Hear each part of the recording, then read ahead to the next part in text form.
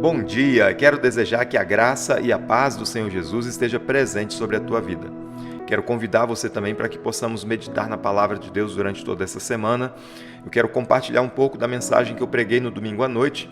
E essa mensagem está baseada lá no livro de Deuteronômio, capítulo 6, versículos de 1 a 9. Hoje nós vamos ler apenas os versículos 1 e 2, que dizem assim: Estes, pois, são os mandamentos, os estatutos e os juízos que mandou o Senhor vosso Deus para ensinar-vos, para que os cumprisseis na terra a que passais a possuir, para que temas ao Senhor teu Deus e guardes todos os seus estatutos e mandamentos que eu te ordeno, tu e teu filho e o filho do teu filho, todos os dias da tua vida, e que os teus dias sejam prolongados. A nossa meditação hoje tem como tema o fundamento espiritual do lar. Quando nós olhamos para todo o contexto dessa passagem, nós vamos perceber que antes de Israel entrar na Terra Prometida, Deus ele vai fazer algo interessante. Ele não começa falando sobre batalhas, sobre as conquistas ou a prosperidade. O Senhor começa falando sobre mandamentos, temor e obediência. Isso já nos mostra que antes de Deus trabalhar ao redor da família, Ele deseja trabalhar dentro da família. Porque nenhuma casa vai permanecer firme por muito tempo sem fundamentos espirituais sólidos. Existem lares que estão bem estruturados financeiramente, são organizados externamente, mas quando nós olhamos na perspectiva espiritual, são frágeis.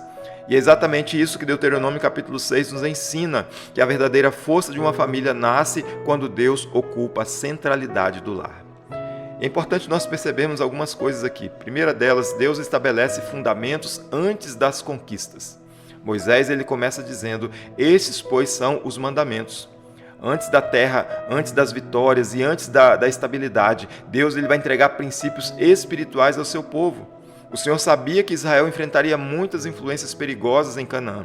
E exatamente por isso que o coração da família precisava estar firmado nele. Isso continua extremamente atual para os nossos dias. Muitas pessoas estão preocupadas apenas em construir um patrimônio e eu quero dizer que não tem nada de errado com isso, né? Mas a questão é que muitas das vezes as pessoas se preocupam somente com essa realidade, em construir um patrimônio, em construir uma carreira, em ter uma estabilidade, né, e conforto para os filhos, mas são poucas pessoas que estão realmente preocupadas em construir fundamentos espirituais dentro da sua casa. E o problema é que um lar sem Deus, ele pode até sobreviver por um tempo, mas dificilmente ele permanecerá firme quando chegarem os dias mais difíceis. O Senhor ele nos lembra que a saúde espiritual da família não começa nas circunstâncias externas, mas no relacionamento da casa com o Senhor. Mas nós percebemos também, em segundo lugar, que o temor do Senhor precisa alcançar as gerações. Moisés também ele vai dizer algo muito valioso aqui no versículo 2, quando ele diz: tu, teu filho e o filho de teu filho. Deus estava olhando agora para gerações. O Senhor não pensava apenas no presente imediato, mas no futuro espiritual daquelas famílias.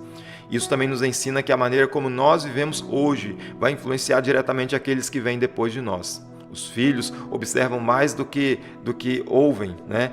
Eles percebem as nossas prioridades, as nossas atitudes, a nossa maneira de lidar com Deus. E quando o coração deixa de existir dentro da casa, os filhos percebem. Quando a palavra acaba perdendo espaço dentro do nosso lar, eles percebem. E quando Deus se torna apenas um detalhe na nossa rotina, eles também vão perceber. Mas o contrário também é verdadeiro. Um lar onde existe temor do Senhor pode marcar gerações inteiras.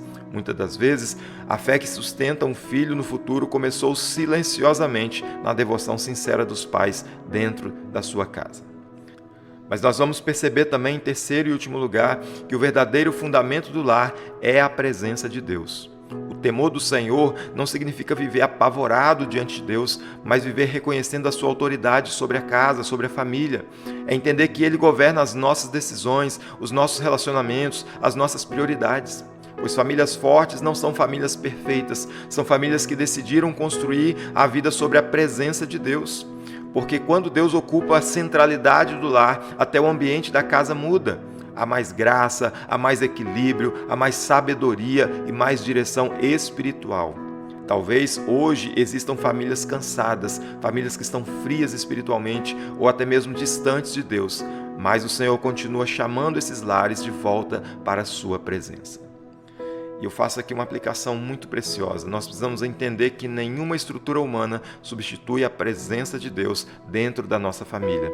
Os nossos filhos precisam enxergar uma fé verdadeira dentro da nossa casa. E toda a restauração espiritual começa quando alguém decide permitir que Deus volte a ocupar o centro do nosso lar. Eu quero concluir dizendo que antes de Israel conquistar Canaã, Deus trabalhou primeiro o coração das famílias. E hoje continua sendo da mesma forma. O Senhor ainda procura lares onde a sua palavra seja respeitada, vivida e amada diariamente. Porque famílias verdadeiramente fortes não são sustentadas apenas pelo amor humano, mas pela presença constante de Deus dentro do lar. Eu quero orar com você nessa manhã, no nome de Jesus. Pai querido, nós somos gratos a Ti, nós Te louvamos, ó Deus, porque o Senhor sempre tem nos sustentado, o Senhor sempre, ó Deus, tem falado conosco através da Tua palavra, Pai. Deus querido, que essa palavra venha despertar o nosso coração, que nós possamos, ó Deus, construir um fundamento sólido espiritual dentro da nossa casa, onde a oração, a palavra, a comunhão tenha prioridade, tenha centralidade em nossas vidas, ó Pai. Ajuda-nos, ó Pai, nessa tarefa tão importante, tão preciosa, que é, ó Deus, construir uma família espiritualmente saudável, ó Deus. Fortalece, ó Deus, nas nossas escolhas, nas nossas vidas, ó Pai, que nós tenhamos a direção do Senhor, que nós tenhamos a sabedoria do Senhor, ó Pai, e que nós possamos buscar a cada dia, Pai, discernimento espiritual, para que juntos, ó Deus, nós possamos continuar caminhando para a glória do nome do Senhor. Trabalha em nossas vidas, trabalha em nosso coração. Pai querido, muda aquilo que precisa ser mudado, ó Deus. Ajusta, ó Deus, as nossas prioridades. Pai querido, que haja, ó Deus, um alinhamento, ó Deus, da nossa vontade com a vontade do Senhor, ó Pai, e que a Tua vontade prevaleça sobre a nossa para a glória do Teu nome, ó Pai. Abençoa-nos, ó Pai, nesse dia, nós oramos, gratos por tudo em nome de Jesus. Amém. E que a graça e a paz de Cristo permaneça sobre a tua vida e sobre o teu lar para a glória de Deus.